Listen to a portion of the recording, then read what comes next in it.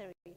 So that when we actually present data and say, this is what they're experiencing Soweto, and this is why people, you have a knowledge, the guys, they are best positioned. People who live in Soweto are best positioned to tell you what they're dealing with. Our presenters, another round of applause. And, thank you so much. We have come actually to the end of this particular session. We will actually now go for lunch in the, I'm told actually in the hall that we have actually our tea. And we request that actually if we could come back, not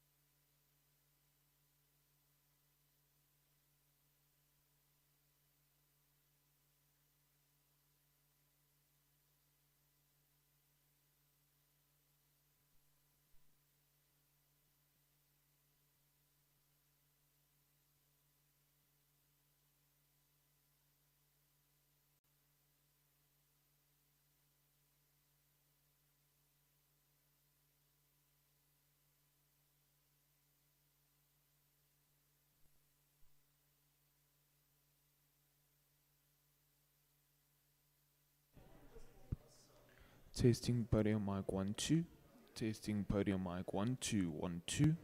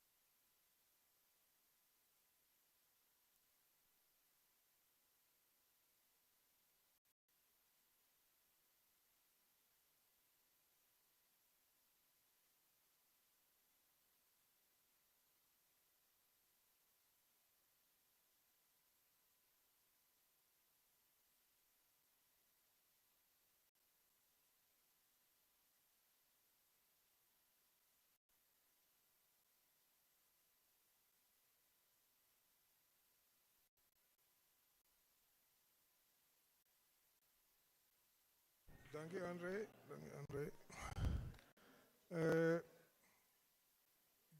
Good afternoon once again, colleagues. We are about to start, and we hope actually that you had enjoyed the refreshments. And colleagues, you will have to assist me during this particular session.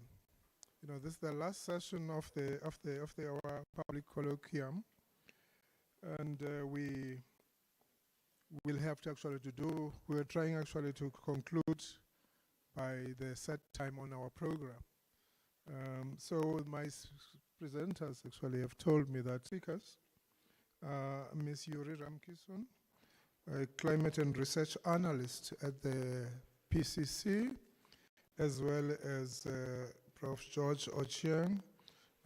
He's an HOD for civil and building engineering. We seldom hear the building part with regard to that. Speaker, if you are ready, we are ready. Over to you. Thank you. Thank you, Chair.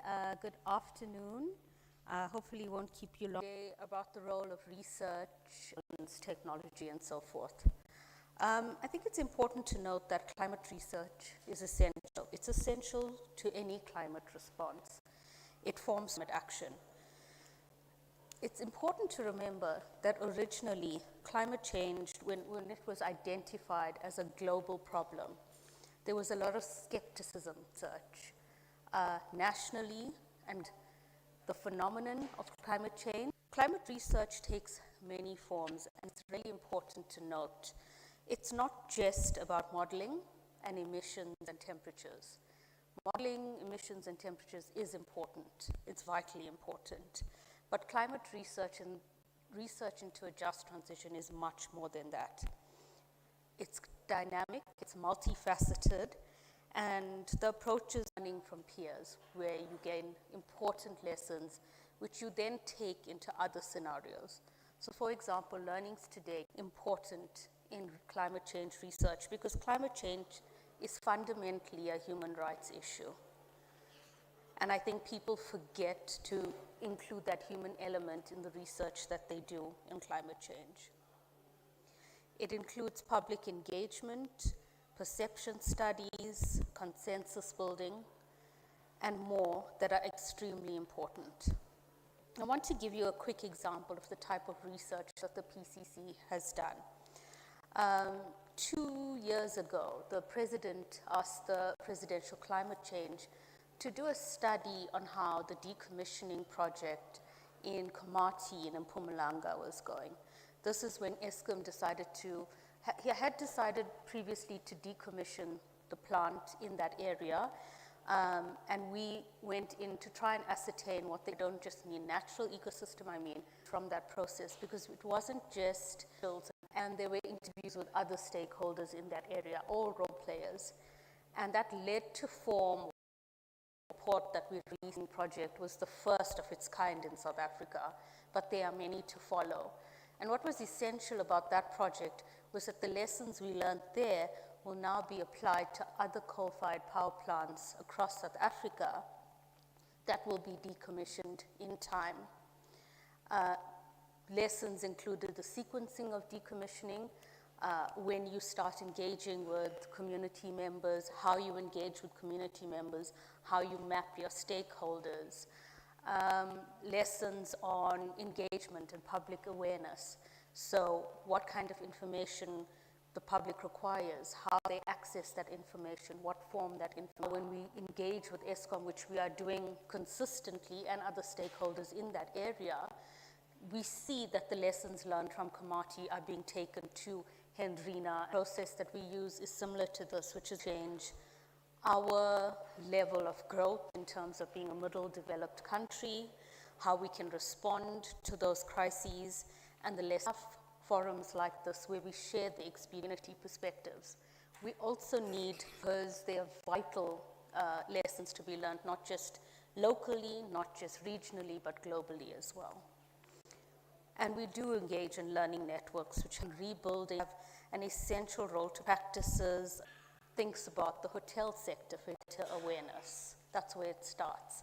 So it was an extremely interesting project for me. So through a range of channels, including research, curriculum development, teaching, and importantly, critical analysis, universities are constantly adding to the body of knowledge which is then trickled down into, and we are reading journal articles. So what you are going to produce, from your masters, we are going to read, and that is going to filter into our. It's also important to program like an adaptation program. We need to measure the impact. We can't just, roll out programs in a vacuum and not understand what we're getting back from those programs. We need to measure what that impact is. And we don't just measure for measurement's sake, we measure for course creates a feedback loop. And climate limits are surpassed. We're talking about 2 degrees. I'm not sure if 2 degrees is even on the table anymore. I think it's more. I think research institutions like this are going to be vitally important in teaching communities, municipalities, and the government how we adapt to climate change. And then I want to add another hotbeds of activism. We see in the US, across the UK, the encampments happening. And it's important to note that even climate change, there was lots of activism at university levels advocating for governments to take a stand because the youth know what they want. They understand. So it's not just numbers. There are many ways to collect research.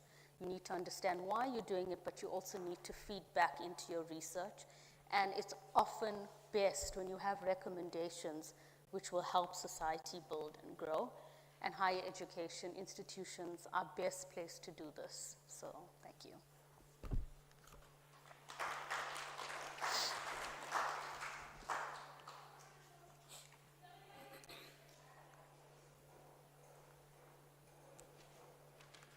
Thank you so much, Yuri, with regard to the presentation. One thing that actually is important, is in terms of where science and society, mix, but also where the research that gets carried out has an impact. Always good at, to be honest, sake, but research that makes impact. I think it's what actually we're hearing, that is what actually is vital, but also is very, very important, for the just transition.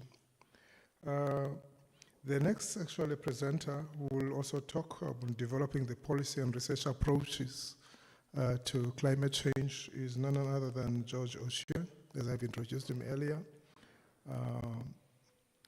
Over to you, sir. Thank you.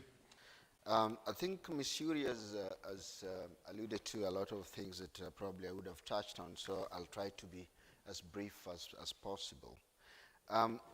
When you're developing policy and research, especially for this kind of activity, talking about climate change, we need fun, and this just takes me.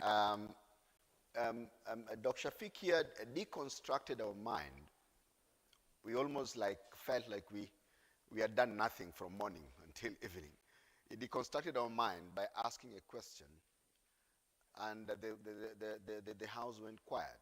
Whatever we had come up with, were they outcomes or were they outputs? And research related to climate change. You need to differentiate various terminologies and exactly what you want to do. And apart from deconstructing, he went further to give a pointer, give a positional pin to any institution that wants to have community-based scholarship of research. That is the Sol Plaatje University, which is working very closely with W. By that time, again, another direction. You need to know what you want. Assume there's nothing at the beginning. So we are working from a clean slate. We are talking about an open canvas. And you went ahead to say, fine, from this open canvas now you need to make up what you want to do. And that means that from an open canvas, for those who understand art, you are the artists.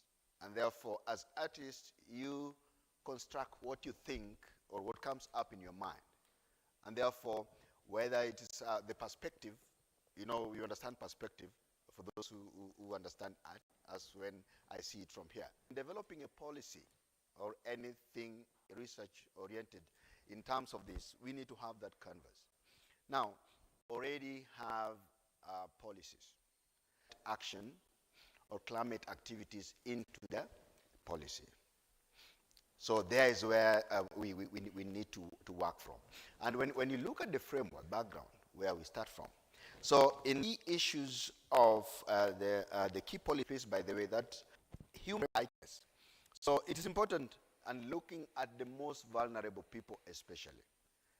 So looking at research that focuses on the most only persons living in vulnerable settlements. I'm also talking of vulnerable areas of economy. Very research directed in those areas. And innovation. What are the our youth to embark on? Should part of what they were trained for initially, the transformation or the transition. So for us to be just, we need to look at new ways of looking at industrial development, economic diversification, and innovation. And we should also be careful when you're talking about innovation. What does innovation really entail? So we should be very clear to our youth, and we should also be very clear in our various research paradigms on innovation. Because currently, there's a little bit of a disconnect on we're doing teaching, learning, community engagement, and research as well. But we do not look at an early stage. At what point can it be developed further? It doesn't just go like that. They write, they go. But we should be cognizant of the fact that we should be able to pick this at an early stage so that there's that, we bridge that gap, because currently I think we're letting that go. So our education 5.0 is not playing its role the way it's supposed to.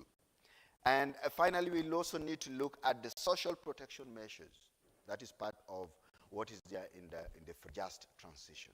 So I'm trying to bring at what we need to develop in terms of what are the key areas, but it must also talk to a document. In this case, it's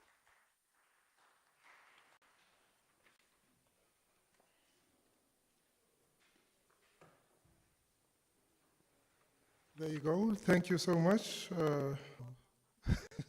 So, to really have actually a discussion and an engagement. That is that time now. Shall we then, if I say that is, okay, we'll take these two for now.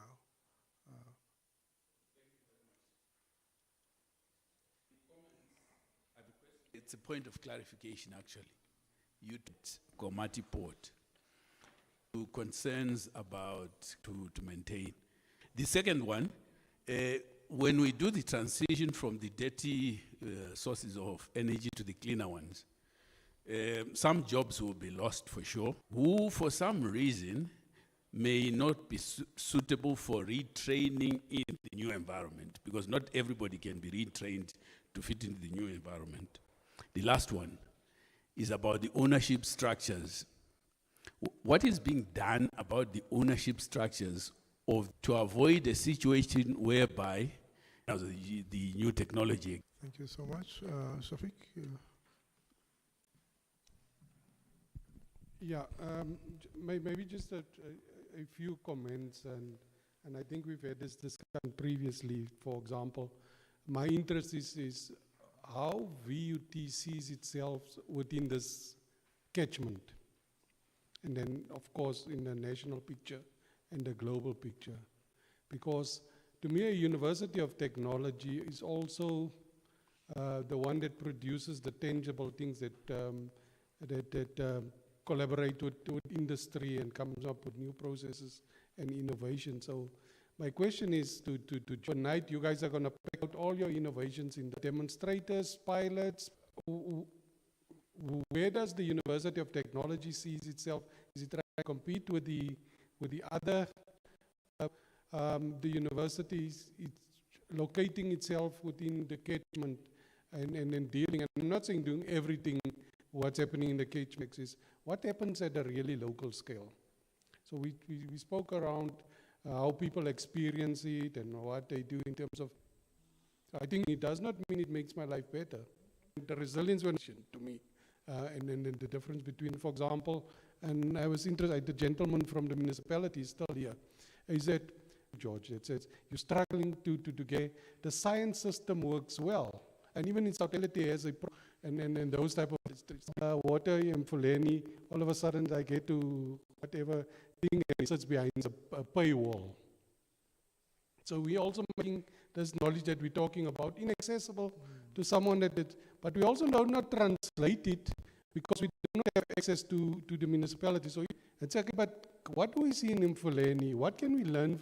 And it's interesting that you went to Cape Town. It's another it's another country, but your university is somewhere else, which is and I understand how the research process works. Don't get me wrong. But can she translate that and take this to the local tourism people here? So how do we translate? Someone asked, that still baffles me, but so the first point of call is we should have knocked at the university, and it means there's a relationship issue that needs to be resolved. So maybe it needs to be between the university and the municipality that says, okay, tell me all the problems that we have. What do we already, the university things is that we talk to our peers. So in as much as we want to, it's not a, and have a bursary scheme with the university. They know what they need to deal with and they can deal with it much faster. But because we're not, hey, let's put an RFQ and a tender. So I think just in terms of that translation of our research to our local proportion of the university strategies to meet the needs of the catchment in which they operate and live from. And what's the municipalities? I'm sitting in Pretoria. Now and again people ask me, what's happening in Fulani? Something that needs to happen. So I hope, and this is the power of this type of fora. Someone asked, why are we just talking? We need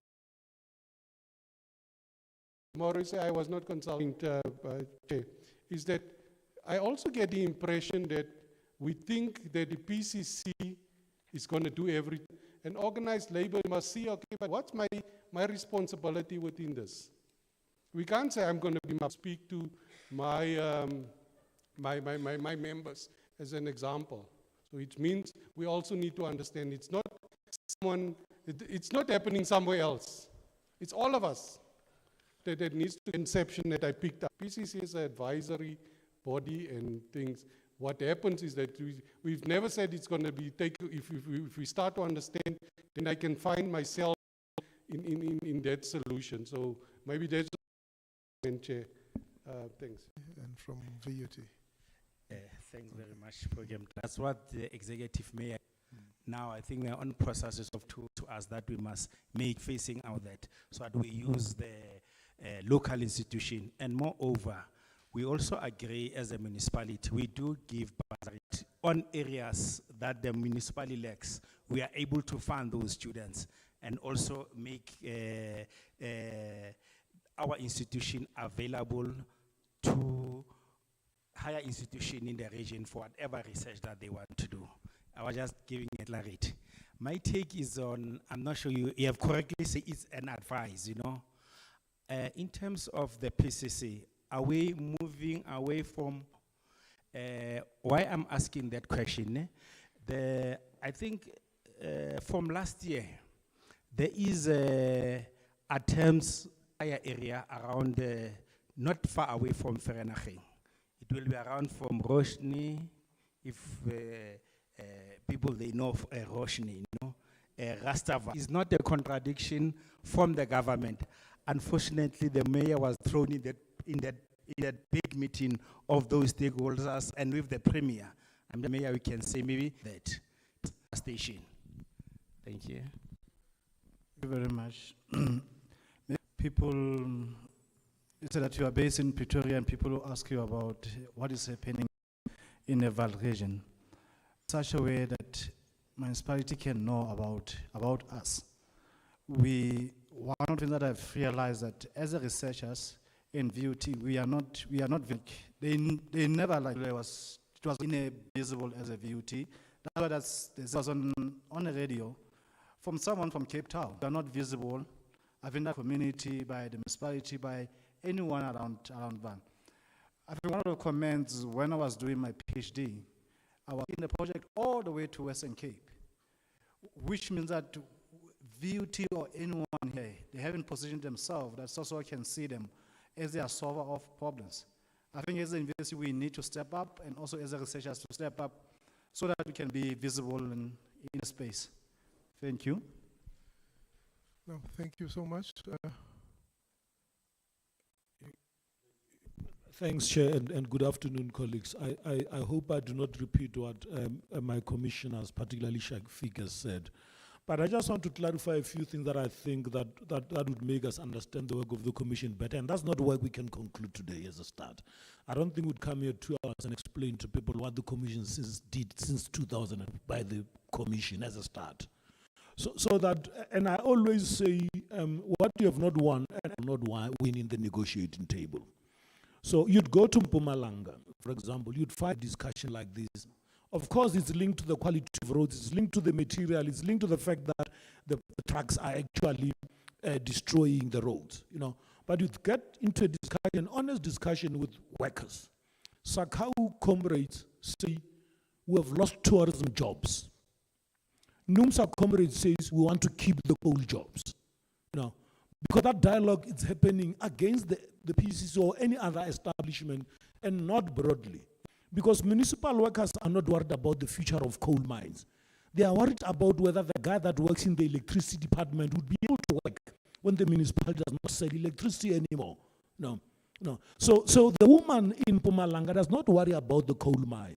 She has been unemployed, she does not have electricity. And her son and her husband got asthma. So she's likely to fight with the work in a common understanding. This work is difficult, and no one gets nominated. Can you imagine what would happen? Well, and so you've got challenges of trust between government and institution with some credibility will fill in that space. And it will not happen. It's not likely to happen because the Commission just does not have that. But I think that I could say, yes, I close, Chair, without which, and I'm going to do a summary with doing that we've got to start saying that we've got challenges of communications and awareness. I always get worried when government, particularly local government, and I'm going to sit down because I'm a spin doctor. When local government asks us what is happening, they ask the Commission. You've got 2 mayors representing Salga, 2 with the Commission. Each time Salga calls, we stop everything we do and listen to Salga. So we've got to also be honest in our engagements as social partners. What are our capacity challenges? I mean, I know workers have lost jobs. I know the student movement is only worried about SRC elections and Congress or the EFF student command whoever. But I'm start moving as we come to solutions and say, who are their partners and what their roles are? You're asking 21 commissioners on part-time with lucrative jobs, some of them. So they are volunteers, most of them are in the process with a commitment to solve. So they don't represent anyone, represent their development interests. And I think that towards closure, we must start saying, what are the things that we commonly agree on that we can do together? The ones that we don't agree together will continue to go and ideologically differ on them and get new mandates and find a common ground. I know the Commission was established in 2021. Committee was shut down and 3 years before the Commission. So if it was never opened, it would not even be an example of a bad transition. So I think that we must thank the reopening of Committee to go and test that don't repeat the same mistakes. Thanks, Chair. Thank you, so that we allow our presenters. Yeah. No, so something I want to correct from the gentleman, saying that the mayor is in the Salga, pick up that.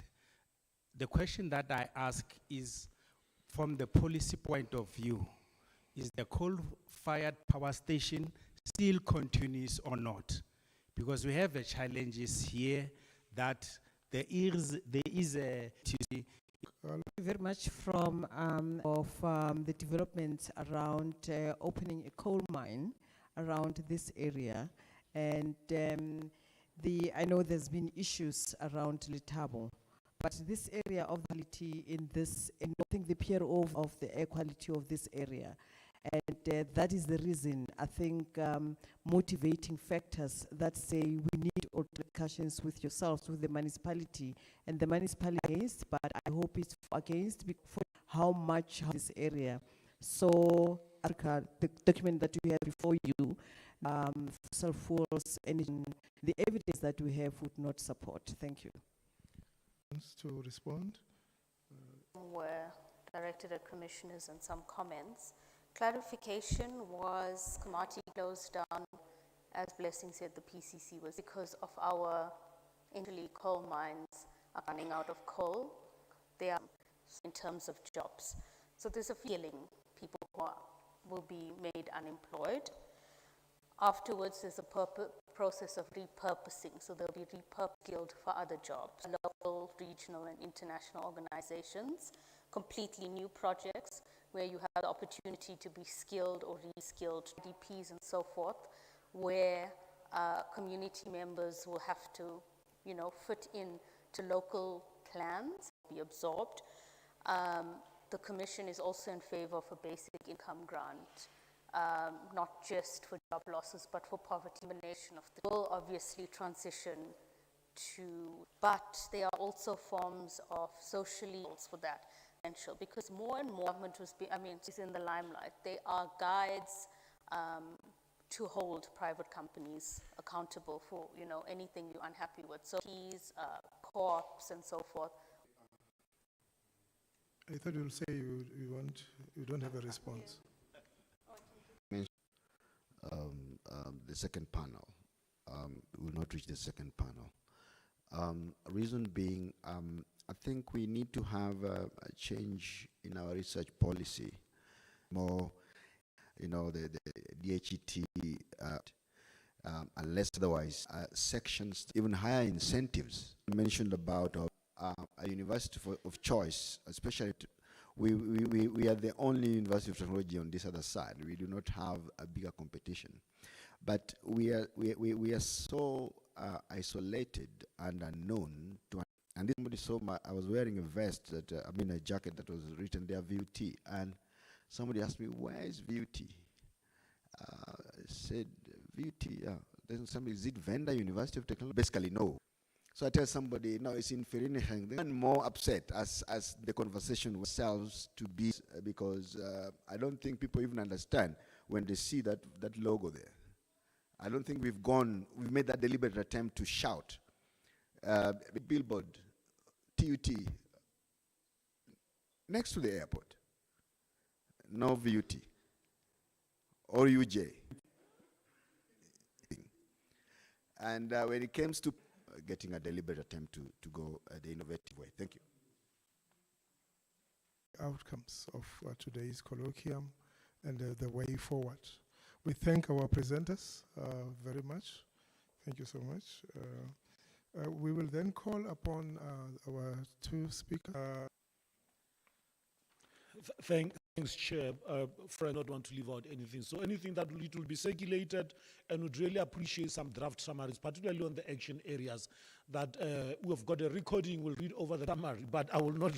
But I also, and SGs like cooking resolutions. So I can guarantee you, this one is it's a true reflection of the discussion. So it's not against any conference discussions. And briefly, colleagues, and I'll do that in a minute. Common understanding, we agree that climate will continue to be a need for improving energy security, social economic challenge to drive a common agenda. But we appreciate that there is low trust, low certainty, and there are very few areas of agreements. And but we believe that this complexity therefore calls for an inclusive and transparent approach. In terms of the discussions focus on the four themes taken on by differentiated leadership where the broad areas covered. The impact, disaster relief and response for communities as well as in insurance. We concluded by agreeing that there are options for actions. We think that the broad area for action is collaboration in research. The second area for collaboration is communications, awareness and community engagements and capacity building. The third area is actually a call to action. And we believe that this call action must focus, must emphasize that. And then the third option for action is that the PCC and the VUT must expand its reach to include those that are not in the immediate university community, which is society. And in terms of those, we believe that is not only, it was the issue of sustainable tourism framework, and would make sure that we've just add. He made a lot of, Professor Dube, thank you. And thank you very much, colleagues. We really appreciate your attention. I don't want to add anything.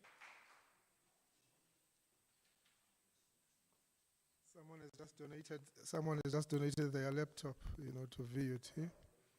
Yeah. At least we do know that the former SG, used to cook resolution. Come to the end for our presentations. Dr. Beck, to actually the vote of thanks. Yeah.